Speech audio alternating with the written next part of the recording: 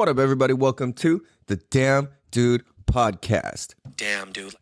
This is episode 9D, aka 90. Or are we supposed to say 90? 90? 90. With my American Southern California ass accent, I say 9D. Like the number 9 and the letter D. And I just realized that. So welcome to episode 90. No, but for real, it's episode 90 of the Damn Dude Podcast. And we got a really motherfucking good episode for you guys. I can't believe this is episode 90. I'm your host, California Cal. We have the conversations that need to be had in a way that'll make you think and say, damn, dude. Damn, dude. Damn, dude. We're here to help entertain, educate, and make an impact. Hopefully leave us, with a different perspective by the end of this. And hopefully our life will be better. So, without further ado, let's get into this. Oh, for those of you who are new, like I said, I'm your host, California Cal. My specialty is I am an absolute fucking master at teaching babies how to save their lives in the water and helping adults overcome lifelong fears.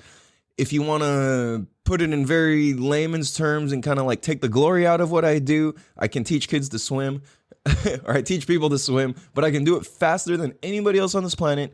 And what I do and how I do it is unique and different to anything else you've ever seen before. So, this last weekend was Thanksgiving weekend, and this is the whole holiday season. So, this shit gets me fired up, and it triggers a lot inside of me, and it makes me just kind of wooga chaka. Like, I don't know.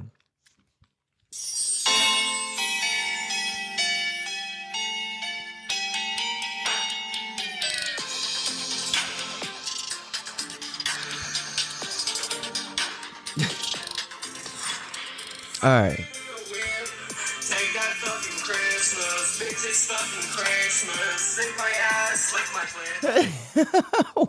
clit. So that was a little sample. On YouTube, I just typed in "Happy Holidays, bitch," and that's what came up. So yeah, Happy Holidays, yo, bitch. For those who are super holidayed out people, that's cool. But this episode might offend you. Because it's going to encourage you to think about why you do what you do. So, I mean, maybe not. I don't know. That's just my guess. So, excuse me. So, this last weekend was fucking amazing. As far as Thanksgiving, I did not celebrate a motherfucking thing, and it felt so fucking good. Dude, for Thanksgiving, because I talked my shit online like earlier in the week, I was like, fuck Thanksgiving. Well, I said something like, yo, celebrating Thanksgiving is like an evil ass holiday. I don't fuck with it. Now, granted, I understand people who celebrate in modern times and what it's evolved into is something different, right? That's fine. And I'm not hating on anybody who celebrates or celebrated or anything.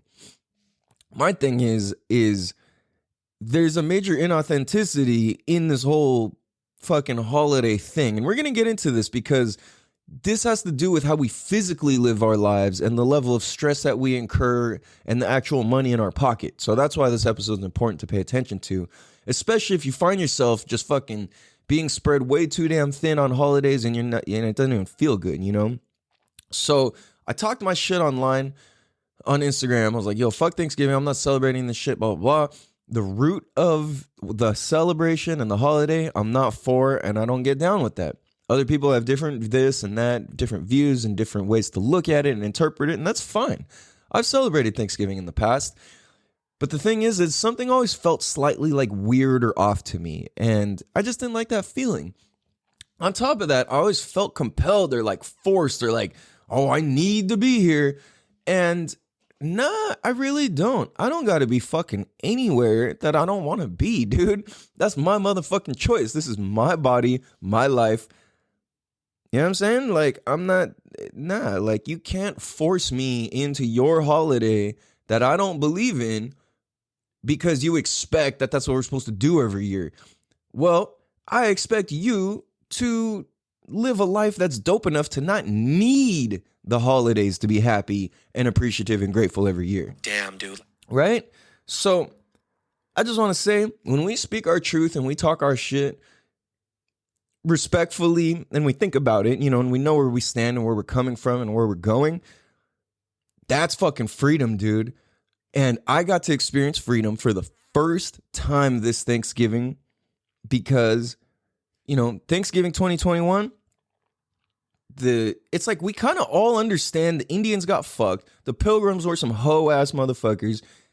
And they fucked our shit up, but at the same time, a lot evolved, and we're able to be in the place that we're in now because of that. And I get different lands and whatever conquered through, different territories are, they're conquered. So then that becomes the land. That's fine. I get it, right? But at the same time, I don't have to participate and practice in certain things that I don't feel good about. I'm not, you know what I'm saying? I don't really, holidays aren't a big thing to me. So I realize I'm kind of rambling. There's so much I'm excited to talk about. So for Thanksgiving, I recorded a podcast. It's a really, really fucking good episode, by the way. I've been slacking on promoting them on Instagram, but the podcasts, they're here and they keep coming. So I fucking went skateboarding, smoked a gang of weed, recorded that podcast, and went to the skate park, and I had the skate park to myself. I got some fucking masaman curry, which is like peanut sauce curry, which is my fucking favorite. And I went skating till the lights fucking went out.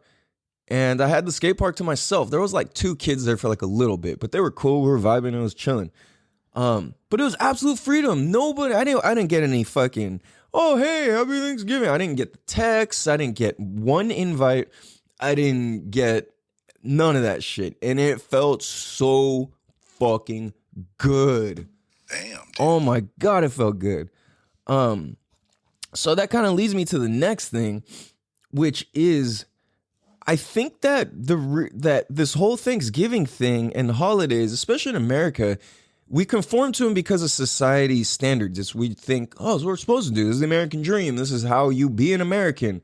But we just often blindly follow stuff here. We don't really look all the way. In America in this day and age, I should say the United States, because South America is America also. In the United States, we're just go off of emotions, but then we're not even tapped into our emotions. So we kind of just do this whole spiraling, and we try and then we participate in all these weird lies and rituals and all these strange things that don't actually mean anything. So because of this, we have to create all these lies all year. And it's like, oh, you better be good or Santa is not coming, or you better this or that. It's like, bro, that's bullshit. That's weak ass parenting. Now, I get there's certain situations where, okay, the context of it makes sense. I'm not, when it comes to speaking on parenting, we can dissect and pick apart every little piece of it and say, well, this that way and this that way, because every kid's different, every situation's different, and every context is different. It's like, I can easily understand the context of you should absolutely never spank your kids. But then I also understand the context of, well, shit, sometimes your kids need a butt whooping. And each kid's different and each person's different and all this. So this is where it gets really trippy, is we push out these lies, and then when we get there and the kid's not as appreciative, we get upset and we're like, what the fuck, So I see, again, with the holiday thing, it's like we're hating all year just to live for these handful of days at the end of the year. And to me, that's not real. You know what I mean? It's like you can't do something 90% of the time, and this is being generous, and 10% of it, you're like, this is the best ever. I really appreciate this 10% when you hate 90%. You know what I mean? It's not really it, And this comes from somebody who has really put in the work and struggled and fucking had nothing and had a lot of things. And the truth is better than anything you could have. So the less lies we tell our kids, elf on a shelf, Santa, tooth fairy, all these things, like, it's fun. You can participate in them. But when they're used as control things and it starts affecting the child's development and psychology and stuff, that's when shit gets really weird. So if you think about it, I think a lot of times why we tell our kid, like, if we look at, my thing is always boiled down to the simplest fractions for understanding. I used to always take thoughts and overthink them. I would always go to and this is funny, I listen to a lot of Black thought leaders, and the common thing in their vocabulary is they'll say, oh, you understand what I'm saying? Or you understand what I'm saying? Or do you overstand what I'm saying? So I feel like a lot of times we overstand holidays rather than understand. And it's like, no, maybe that's the reverse. Like, we understand. There you go. We understand holidays, but we don't overstand them. So, like, I guess what that would mean is, like, we understand the pieces that we're supposed to do. We kind of get the general roots of it. But if we overstand, it means we over understand. Means you get the top and the bottom. Like, you're seeing the top and the bottom of the iceberg. You're not just seeing the top, right? So it's like, you understand me? I love that phrase, by the way. But unfortunately, a lot of like scammer people are starting to use it. But anyway, and that comes from a whole long line of people anyway. I think the first person that used to say it was Malachi Z. York. And there's a lot of shit around Malachi Z. York because he got convicted of like 52 counts of rape or some shit like that on kids, or molestation or something. There's so much controversy around this dude's case and all this stuff. Who knows the truth? But it's like, yeah, I don't know. I wasn't around. So anyway, so this whole thing, it's like, well, our kids start understanding, not even just getting it, what these holidays are. And then all of a sudden these holidays become this game, and it becomes this lie, and it becomes a show, maybe not a lie, but it becomes a show, or it becomes a performance, to where we have to keep doing this performance in order to keep our kids happy. But the thing is, that has nothing to do with our kids' happiness. This has to do with our performance. You know what I'm saying? And it's like, we've set our kids up to wait and expect our performance. And then when they don't enjoy our performance because we're performing it all stressed out, unhappy, and we didn't want to do it the same way that we did the first time, the kids feel that. And they can feel that there's something inauthentic about it. So of course, it's the kid's job to test the next level. Hey, I want this. Oh, no Santa. Oh, well, no elf. No this, no that. And it's like, well, why do we keep doing that? And then all of a sudden, as soon as the kid is like, I want this, I want this, I want this, I want this, then we're like, shut up, you're a bad kid, you know? I mean, that's pretty extreme, but, well, that isn't extreme. I guess it depends on the context and where you come from. Some people telling their kids to shut up is a normal thing. I don't fuck with that. But I mean, there's classes of people who speak like that to their kids. I don't know. So anyway, I'm looking at it's like, why do we tell our kids these lies? Why do we tell ourselves these lies? Why do we do this dance? Why do we put on this show? Why do we put on this performance? And I think it's because we're afraid to actually have to face our kids and their real feelings and real emotions, and our own feelings and real emotions. Because during these holidays, if you don't overcompensate, then what are your kids going to think of you? Oh, my parents don't love me because they didn't buy me Christmas gifts. My parents don't care about me because they didn't, fucking whatever the fucking holiday, right? Whatever the stuff we're supposed to do. But the thing is, if you look at advertising, marketing, and you just look and you apply that vision to holidays and how they're promoted and sold, because holidays in America are not just a ceremony. Holidays in America it's not a ceremony. It's a commercial. It's a sold product. Like, these commercials are a product and a service. It's an idea to live into. So when we live into this, it's like we spend our whole year being slaves to our job to have these couple days. where we have to spend more than what we even earned throughout the year. Because it's like, dude, if somebody earns $20 an hour and they bought you $100 gift, bruh, that's fucking 5 hours of work. You know what I'm saying? Damn, dude. 5 hours of work. That's almost a whole day of work. 5 hours. They just gave you a whole day to give you a fucking, if somebody gives you a bottle of liquor, that's fucking 30, 40, 50, 60, 70, 80, 100 plus dollars. Dude, if somebody gives you a sack of weed, if somebody gives you a fucking ugly ass sweater, if somebody buys you a pack of socks, like, dude, they took the time to spend their hard-earned money on that shit. But the thing is where this gets all fucky is the obligation that grows and arises. Because all of a sudden there's this obligation to do this or that. And once there's that obligation, how are you supposed to set it back down? Well, shit, I fucking threw the biggest party the first time, and the second time, and the third time, and the fourth time I'm burnt out. I'm getting tired, but you know what? It was worth it. Fifth time, cool. Sixth time, man, I don't want to do this anymore. Seventh time, man, nobody helped clean up. Eighth time, man, nobody said thank you.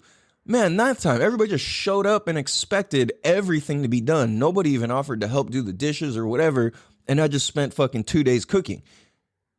You see what I'm saying? So it's slowly like, it just becomes more and more and more, and to a point where it's like, now what? Where's the end point? When do you actually kick back and actually enjoy the fruits of your labor? So that's my thing with this, is like, when we lie to our kids, we end up creating a way bigger disaster for ourselves. Because if you think about this, why are you here? And I think a lot of us tell our kids lies because we don't have the answer. Who are you? Do you love yourself? And why are you here? What is your purpose? Like, do you know what you're here for? You know what I'm saying? Why are you on earth? What is the point of you being here? Now, I'm not saying this on some like, oh, go kill yourself type shit. I'm saying this on like, think, why are you here? What's your fucking point? And if you've got kids, if you got whatever, yes, part of your point is to be there to raise them. But that's not what I'm talking about. I'm talking about beyond that. Beyond your kids, beyond your family, beyond your job, your title, where you come from, your hobbies, your interests, your preferences. Who are you? Why are you here? Yeah, it's like, okay, so for me, I'm here. Yes, I'm here for my kids. Yes, I'm here for the people that I'm here to help, whatever. But the thing is, I am here to make this world a safer place, provide peace of mind for families, and make sure that the kids have the best opportunity and chance at life possible. Damn, dude. That's why I'm here. I'm here to spread positivity and I'm here to spread reality. That's what I'm here for. I'm here to spread reality. And that's what my vessel is for. Because our bodies are just on consignment. We're just leasing these. We're just renting them. Like, they're not even ours. Because as soon as we die, they fucking just go back and then new ones come. You know what I'm saying? It's like, we're just renting this thing. Like, what's it for? What is your fucking pile and bag of flesh walking around, your bag of flesh and bones? What is it for? What is it here to do? Now, I'm not saying we all need some great, huge, noble cause and this and that. We're all not going to discover something like that.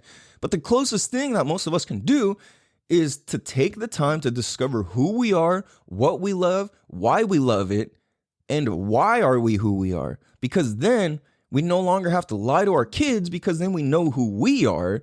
And when you can stand with the truth and stand with reality, we don't need to tell stories to compensate for something else. Because if you told your kids the reality, like, what if you just didn't? Think about this. What if you just didn't tell your kids there was Santa? What if you just never said, hey, he is or isn't real? What if you just never said anything about it? Like, my parents never told me Santa's coming. This, and maybe, I don't know. But I remember at a very young age being like, this doesn't make sense. You know, like, and I remember asking, and my parents, they would never say yes or no, because I was probably like, maybe like 5 or 6, maybe younger. I don't know. When I would start asking, hey, is Santa real, this and that? And they'd be like, well, what do you think? That would always be the answer. Well, what do you think? Huh? Well, if that's what you believe, then you can believe that. And I'll be like, fuck, but you tell me. And they'll be like, well, we can talk. You know, it was like they kept it real with me or let me use my own common sense in deducting, right? It was because it wasn't like, at the same time, you gotta be careful because it's like some kids are fucking raised in these lies. And it's like, if your kid goes and tells that kid, hey, bro, Santa is fake. Like, how's he? You don't even, you live in an apartment with no chimney. Like, how does he come to your house? Wait, yeah, Mom, my house doesn't have a chimney. How the fuck does Santa get down my house? He comes through your window. Oh, like a robber? Like, you know, it's like, bro. So when we don't do the work on us and we don't know where we come from or why we're here, then it's like, what's even the point? You know what I'm saying? We don't need to do all this tripping or lying or whatever. It's not like for me, one of my favorite things is I had this when I was a kid and it felt good. And I do this for my kids. Hey, you guys want to celebrate Christmas this year? Like, it's all good.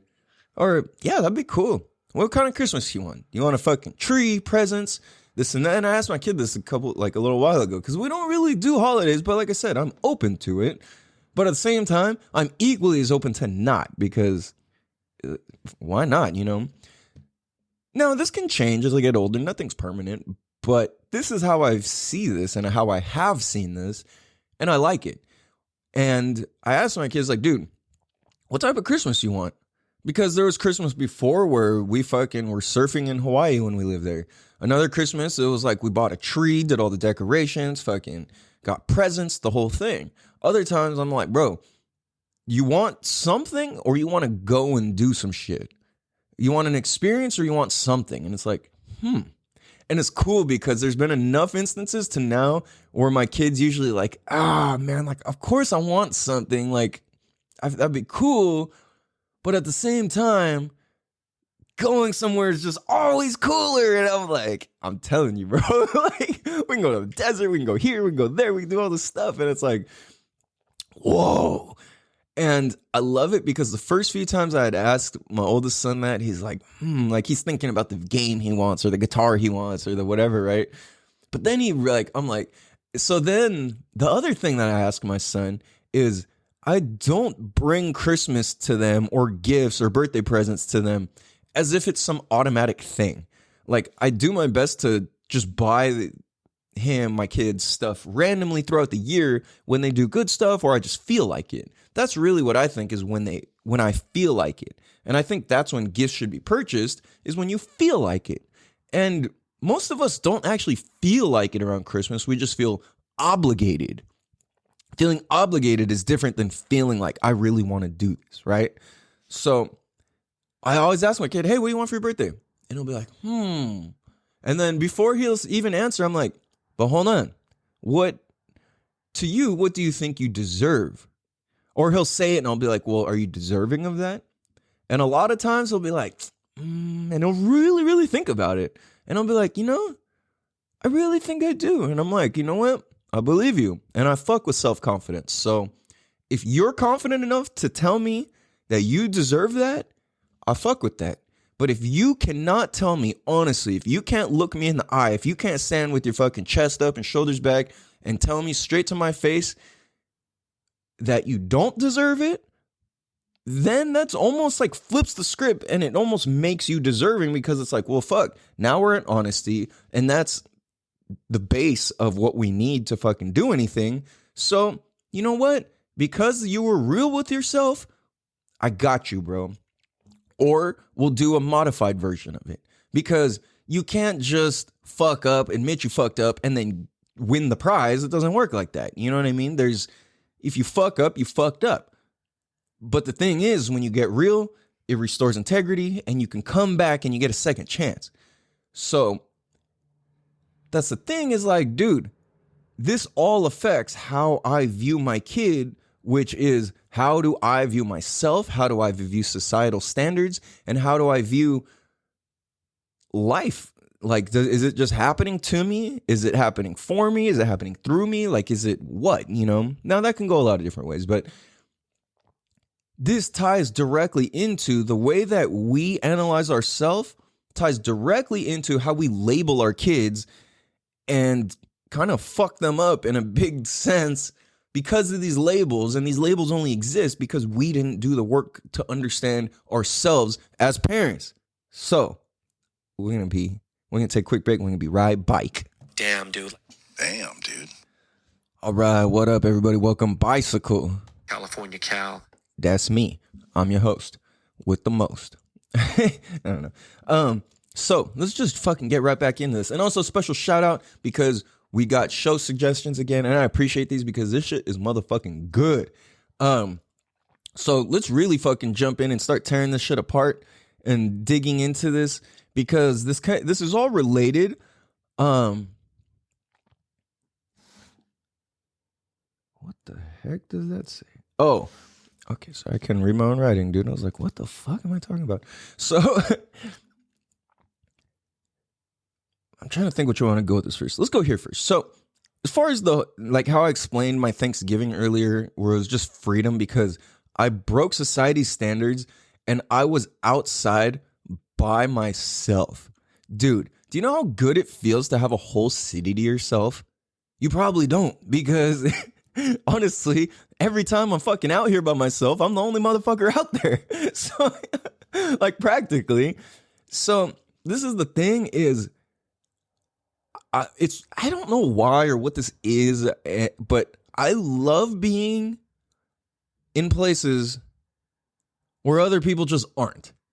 You know what I mean? Especially when they're supposed to be there and they're not, but I'm there. And I catch myself in scenarios like this all the time and I love it. Oftentimes at work, I'm the only person in my position. Like I'm just fucking standing in the pool in wintertime, like waiting for these kids. Or I'm walking through these big buildings all fucking wet with my clothes and just all these different scenarios that are really weird that other people aren't ever going to really find themselves in. So I realized I'm like, dude, I love being outside of society's little standards. You're not supposed to go surfing at night. Well, then what am I doing? Like, you're not supposed to go running here at night and go here and go there. I'm like, well, then what am I doing? You know what I'm saying? It's like, well, if you're not supposed to, why? Then how am I doing it? And why am I having so much fun? So that's how I live my life. Like, I'm always like that on my motorcycles too. It's like, I'm on the road when there's nobody else. I don't know. It's cool. So what I see is that like, we care so much about society's standards that we've physically tailored ourselves and our lives to go by that. It's like, well, it's Thanksgiving. That means it's cold, it's dark, and it's a holiday. You need to be with whoever and you need to be wherever. And I'm like, no, I don't.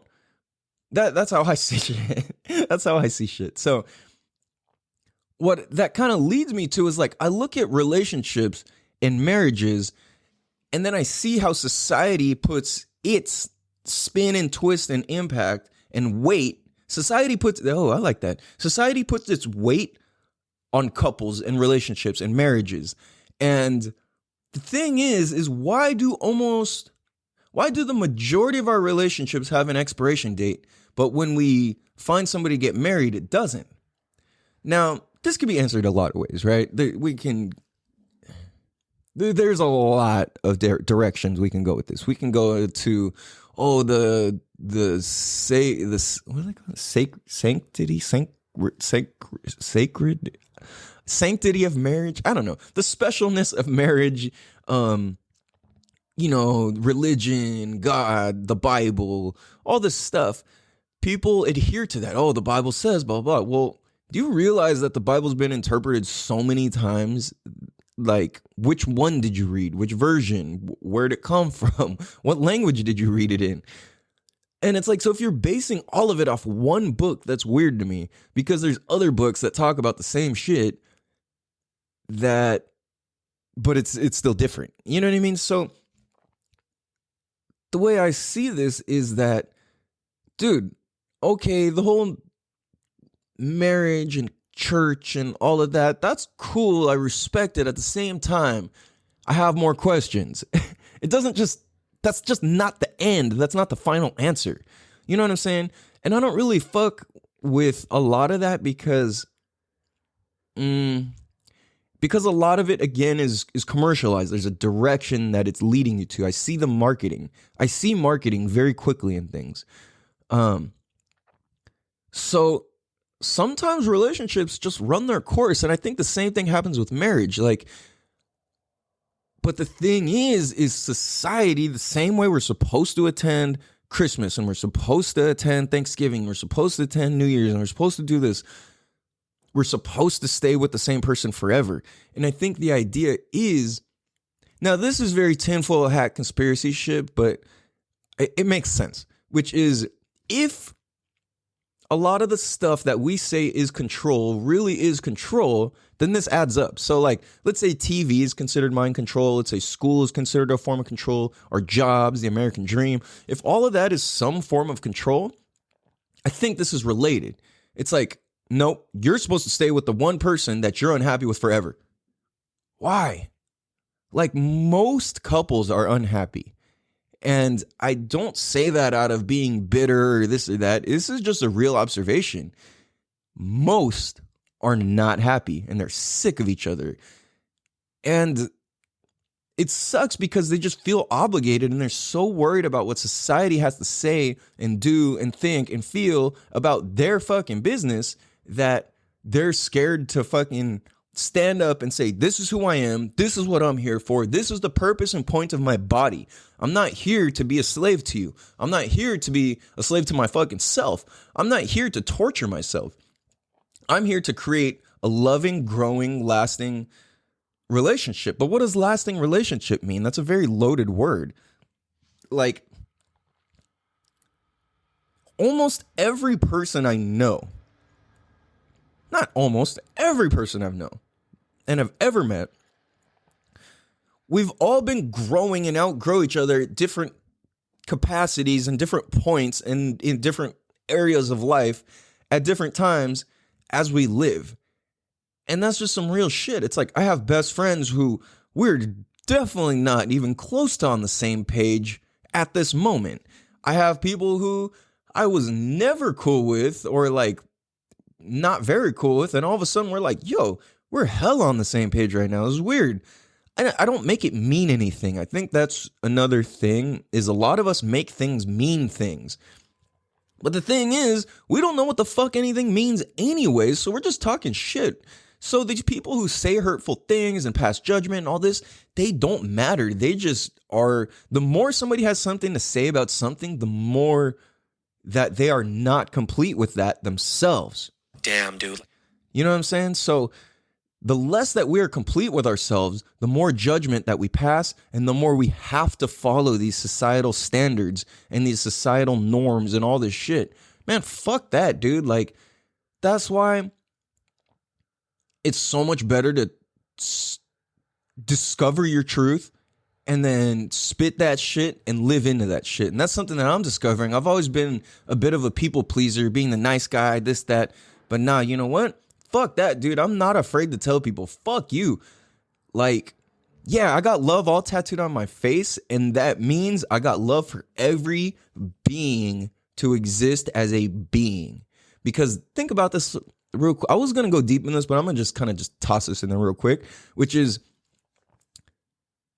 like, when people die, it's not sad. And we fuck that up because society's label of death, we think it's a bad thing. More people die than are born, and more people have died than are born. And we act like it's this crazy thing, and we act like it's so sad. But the reality is, it's selfish as fuck to be like, oh my God, I'm so sad. You can feel sad. But when you go acting and like when you outwardly go acting sad on purpose and not just feeling sad, it's selfish because, now I know this is a hard pill to swallow, but it's selfish because it has nothing to do with you. That person's death has nothing to do with you. Now you're making it all about yourself. Oh, I'm going to miss them so much. Why are you crying? Because you're going to miss them. Well, aren't they in a better place? If somebody is in a better place, why are you so sad? You should, if you really love somebody, you'd be happy that they're in a better place. So now let's take, for example, you're dead, you die. let's say in the realm of death and spirit world, whatever, in the ether, let's say that the person who died is hanging there and they're fucking at their party in heaven. And let's say no time doesn't exist there or whatever. Let's say only 2 minutes went by. So let's say from the point that person died, 20 years went by, but in that world, it's only 2 years. So that by the time you die, you just show up and it's like, hey, what's up? And it's like, no time went by. What is there really to be fucking sad about, right? So I know that's not a common way to look at life and death, but what happens is when we can flip the script and really look at the true label that we have on ourselves, we can stop labeling our kids, because as adults, we label our kids and other people's kids way faster than anything.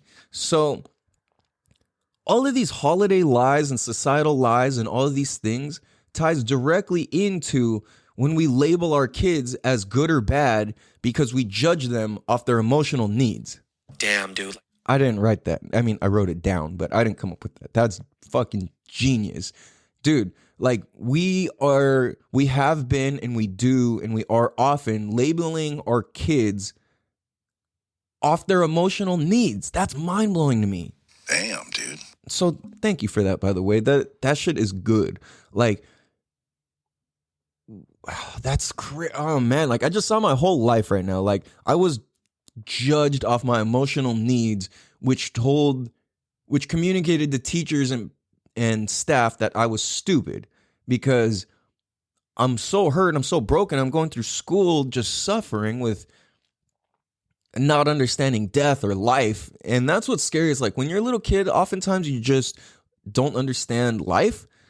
But when I was a kid, I experienced death at such a young age that I didn't understand life or death. So I was kind of like in this like middle ground of like, which one's life? Which one's death? Like, when does it happen? Where's the switch? You know, is there just a button that presses? Like, so what happens is I started getting labeled as stupid or a bad kid because I wasn't a bad kid.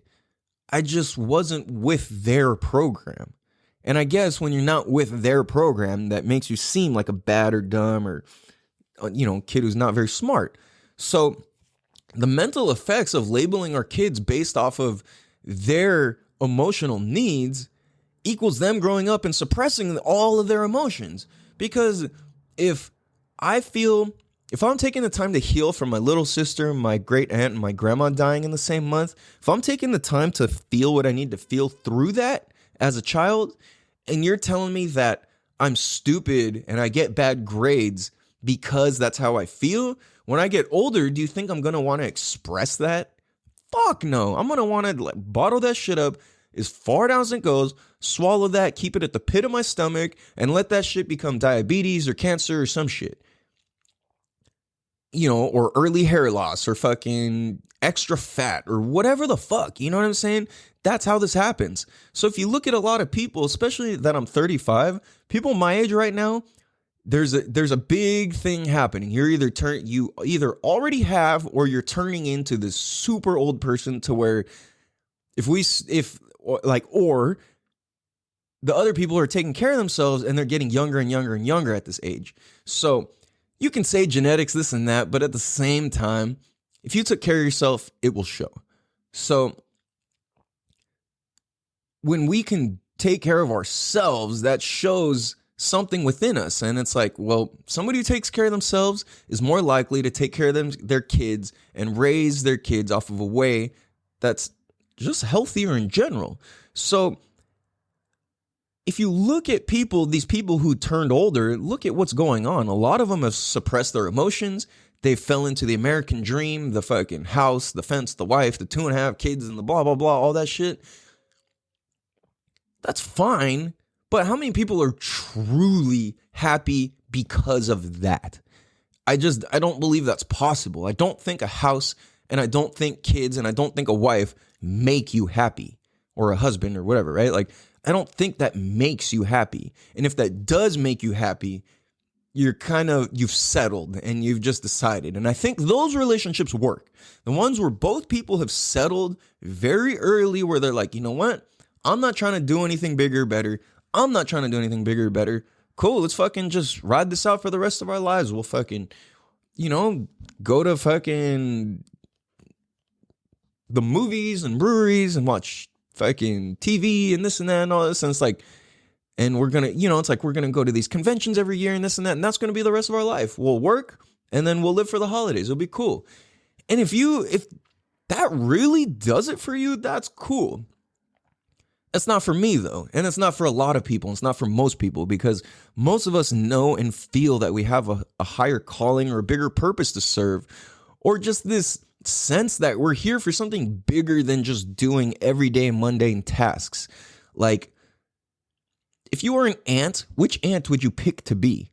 Would you pick to be the worker ant, the fucking warrior ant, the queen bee, the whatever, right? The thing is, if you can comprehend that question, then as a human, you get to pick. Damn, dude. You know what I'm saying? So it's like, if you look at those ants and you say, which one do I want to be? Which would I be? Ask yourself that as a human. Like, well, shit, which one would I be? Am I just a worker ant? Do I just fucking go to work, come back, go to work, come back? They don't care if I get cut in half. They're just going to keep fucking going. Or is it like the queen? Like, if somebody fucks up the queen or somebody fucks up one of the soldier ants, like, are they going to come back and mend them, or are they just going to leave them out to fucking die? Like, they take care of them, same thing. The queen bee, if the queen dies, everything's all fucked up. So we can ask ourselves, which one do I want to be? Do I just want to be this back and forth, or do I want to be a big deal? Do I want to make a difference? Do I want to make an impact on my community? You may not want to. But the thing is whether you want to make an impact on your community or not, it starts with self, and it starts with working on self. So how do you do that is, for one, we got to shake the labels that society and our parents and our teachers put on us. And that's something that I've been up to this past few years, is unlearning. That's one of my favorite words, is unlearning. Unlearn to relearn, unlearn to relearn, unlearn to relearn. That's my constant state.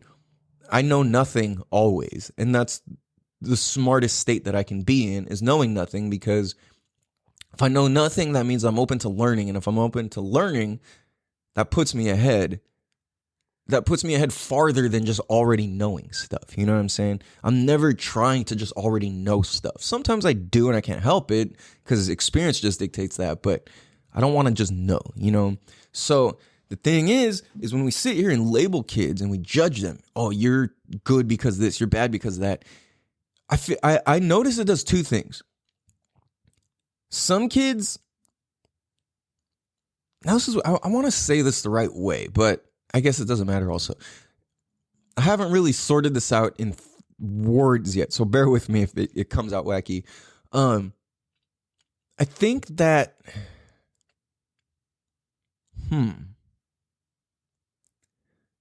fuck, man, I don't even know where to start with this. Like, I don't know. I should probably just keep talking though, because we don't edit this shit. So it needs something to keep us moving here.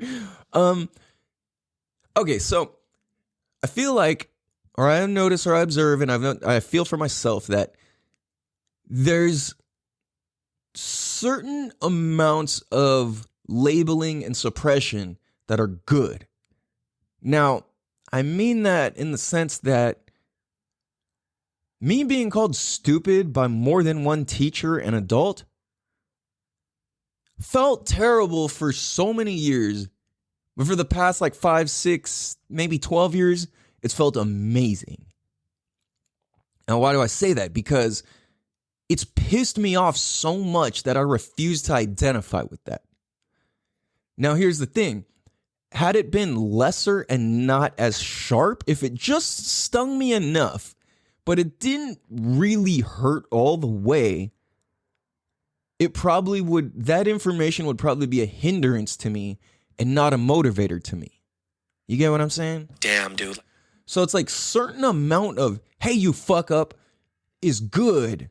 But the thing is, too much is not good and not enough is not good.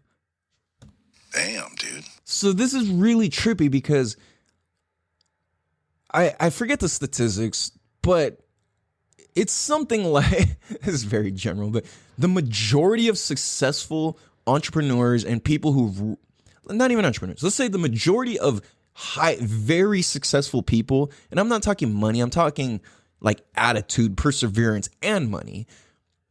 and like being a good person to society, that is worth more than anything. So what happens is, like, when you're pissed off enough or you've been hurt so much, it turns into fuel. But the thing is, if you weren't hurt enough or you were hurt too much, then all of a sudden it's not fuel. So this is the thing. There's a lot of studies going on to where, but the thing is, you can't, because it's like, we're not trying to do any studies where it's like we're purposely treating kids bad just to find out what happens. You know what I'm saying? In hopes that they'll be successful. And I don't think that that's people's angle, is to like, I'm going to tear my kid. Oh, no, that's some people's angle, actually, where it's like, I'm going to tear my kids down so much that it pisses them off to a point where they're like, you know what? Fuck this. I'm going to get this. And I realized that because I think my dad kind of does that to me a little. And I notice I do that to my son a little, where there's things where I'm kind of just like, hey, figure it out. And he's like, fuck. And then it's like cool. You know, it's like, no, this is a good one of those. So the thing is I think that it depends how deep that cut goes, because sometimes that deep cut is exactly what's needed. So I think when your kids go through shit, don't mask it, don't pretend, don't tell some story about it or whatever. Actually dive into it, ask real questions. How does this make you feel? What do you think about this? How does that affect blah, blah, blah? If you could have, if blank happened, what would blank look like? If you had blank, what would happen with blank? What would it look like if blank was possible? What would it feel like if blank was possible? Like, those sorts of questions help heal and help bring things out of kids. And I think a lot of times adults, we try and fix it for our kids. Rather than listening to them and letting them do the healing, we're trying to be like, give the advice, boom, Band-Aid done, I'm out. And it's like your kid's still bleeding and feels like shit and is still confused. You know what I'm saying? They still got a skinned knee, but you're like, oh, it's fine. Like, he stopped crying. And it's like, nah, dude, there's way more to that. And you can only discover that by asking certain questions and listening. But the thing is, as parents, or adults even, we don't know what questions to ask if we have not asked ourselves these questions first. Damn, dude. Bruh, that was fucking sick. You know what I'm saying? It's like, a lot of times we label kids because we haven't figured ourselves out. And if I haven't figured myself out, then I have to put that on you. If the way that I see the world is everybody's out to get me, then I have to view every person as, oh, they're out to get me. So I'm going to put that on my kids. If I'm one of those people where I think everyone's out to get me, I got to tell my kids, hey, people are out to get you. Fucking women are liars, men are dogs, blah, blah, blah. You know, it's like I could do this whole thing and just put all my fears into my kids, and it's not going to help them. I'm thinking it is. I'm giving them game. No, the reality is I'm giving them pain. I'm giving them baggage. I'm not giving them freedom. I'm giving them baggage. So that's the thing, is when we lie to our kids and we label our kids and we've figured out who our kids are, we're giving them our baggage. That's it in real time. When we say, it's like when we, like, what do you do? Like, all these things, like, that's all a reflection of us and our unhealed baggage. And oftentimes the way that we yell at our kids or get frustrated with them is the same way that our parents yelled at us or didn't yell at us, or, whether you had parents or not, or it's what you wanted or whatever. So the thing is we keep passing on this generational baggage, and that's how it works, is through these labels. And we say, oh, he's good at this, bad at that, whatever. Nah, how do you even, it's beyond that. Like, you don't even know, you know what I'm saying? Let your kids show you. And I think a lot of us it's like once our kids are past like 4, 5, 6 years old, and I mean, even earlier, even at 2 years old, it's like, and even younger, they show us. But the thing is, we're sitting here trying to show them. But it's like, nah, dude, it goes both ways. And I think that when we take the seating position of, all right, I'll drive, now I'll let you drive. Now I'm going to kind of help you drive, but I'm going to kick back. And you take turns, you know what I'm saying? And I think that when you let your kids drive the vehicle of learning and truth, then you take turns driving that vehicle, and then eventually you both know how to drive and you're fucking chilling. So what happens is, in the midst of truth, you don't have to go fucking lie to your kids about Elf on the Shelf and go fucking run to the store at 2 a.m. or fucking run into scrounging the attic in the morning and all this, right? Or late at night to find this shit and keep up the lie and keep up the whatever. Like I said, there's nothing wrong with doing these little games and all this stuff. That's cool. You know, it's fun. It's cute. But at the same time, if you don't have those, are you going to be okay? Is everything going to be fine still? Will your kids be okay? Will you be okay? Like, or did you just pass on, we have to do this? Like, why? What's so important about it? Because the kids need it. It's like, did you even ask the kids if they wanted to do that this year or not? Do they even care? Or are they just surprised because you're like, hey, look how cool this is. Look how cool this is. It's the same thing. I remember when I was a kid, I went to the movie theater with my uncles, like my two youngest uncles, I guess. And I remember we went, my older uncle Leroy, he was like, so I went to the movies with my uncle Leroy and Arthur, and Leroy's older than Arthur, and Leroy's like, he wanted to watch like Speed. He wanted to watch Speed or Speed 2 or something. This is back in the 90s. He wanted to watch the movie Speed, so the Keanu Reeves movie with the bus and the whole thing, which is a great movie, by the way. He wanted to watch Speed. My uncle Arthur wanted to watch Scary Movie. He was all in scary movies. So I'm just a little kid. I'm just following them around, you know. I think my uncle Leroy just got his license. My uncle Arthur's a few years older than me, and I'm just like the little rugrat tagging along. And I remember the way that my uncle asked me, Arthur, he's like, Cows, he's like, all right, because we're trying to figure out what movie to watch. And this is actually in Mira Mesa at Vinh Hung, at the Mira Mesa Edward 7, which is now Vinh Hung, the Vietnamese market. But back when it was a movie theater, I remember Arthur, he's like, Cows, you want to watch? He's like, all right, so we'll just let Calvin decide. And we're like, all right, cool. So he goes, Cal, what do you want to watch? Some stupid movie about a bus, or some sick movie with monsters and all these people and they're driving and jumping and doing all this cool stuff? He's like, dude, it's so sick. Which one you want to see? And I'm like, well, obviously, with all the cool monsters, and that's the one that's sick, not, oh, some stupid bus movie. Like, but I feel like that's what we do to our kids. Oh, Christmas, you want to celebrate Christmas? Or, not, be a loser. And it's like, hold on, wait, what? Like, when did that become the option? Like, so I think that when we do that shit, we're like putting it onto our kids we're putting that on them, and they have to respond with what they have to respond with. So I think when it comes to these holidays, ask yourself why you're doing this, who taught you to do this, and what's the point, what's the purpose, and what are your kids learning from this? What are you learning from this? Are they even going to remember this in 3 days? Are you going to remember this in 3 days? You know what I'm saying? Are you doing it for a picture opportunity? Or are you doing it because you really love this and there's some sort of magic that exists? Or is it fake magic? Is it something that actually will carry you through the rest of the year and make you feel good? Is it worth spending all your money? Is it worth spending all your time? So I encourage everybody to just think about these things, because when we do this, we have freedom. And when we have freedom, we don't have to put that on our kids. And when our kids don't take on our baggage and our bullshit, it feels motherfucking good, because they don't deserve that. And neither does the rest of the community. This is how we build more Karens and all this shit, is by keep telling our kids lies and this and that and this and that and this and that. And I ain't with that shit. I'm going to tell my kids the motherfucking truth all the time.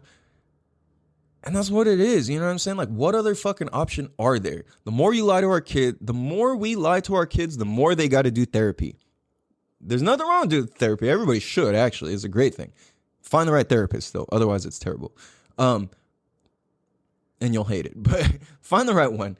But can you imagine if our kids didn't need to? If they just didn't need to? If they had enough clarity and information and cleared up generational baggage that they could just do what the fuck they want. They could travel the world. They could do what they want, go where they want, and fucking have what they want. Those are the type of people that I'm out to raise and I want to see. And freedom, happiness, love, success, expression, honesty, that's what the fuck we're creating out here in this motherfucker. So you can expect that me to try and raise my kids under that context. We got to be free motherfucking humans. If you want to celebrate, celebrate. If you don't, don't. And don't feel bad for either motherfucking one of them. On that note, man, hope you guys have a beautiful day. This has been a dope ass show. Make sure you leave us a 5-star written review anywhere that you can do that. Apple Podcasts, all that good stuff. Hope you guys have a beautiful day, Rich Tail. Take us out. Much love, everybody. Peace. Damn, dude.